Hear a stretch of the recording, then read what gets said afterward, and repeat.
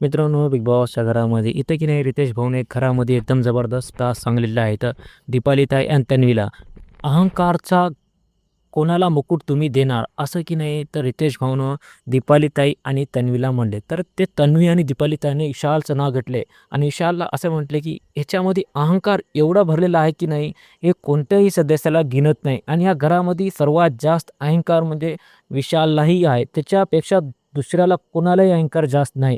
असं ते दीपालीताई आणि तन्वी म्हणतात. तर मित्रांनो, कुठं ना कुठं इथं की नाही विशाल येऊन समोर म्हणते, ते पंचिंग बँकला मारते, म्हणते की "माझ्यामध्ये अहंकार नाही, हे स्वाभिमान आहे. मी स्वतःसाठी काहीही करू शकतो." असं इथं विशाल जे इथं पंच मारत की नाही, इथं दीपालीताई आणि तन्वीला म्हणाले, की "तुम्ही की नाही अहंकारला असं म्हणता. मी अहंकार ह्याला समजत नाही. कारण की मी ह्याला स्वाभिमान समजतो. मी जे स्वतःसाठी करतो ते मला स्वाभिमान वाटते." असं इथं विशाल त्या पंचिंग बॅगला मारून सांगत होता. तर मित्रांनो, कुठं ना कुठं विशालमध्ये खरंच कुठं ना कुठं खूप अहंकार आहे त्याच्यामध्ये भरलेला.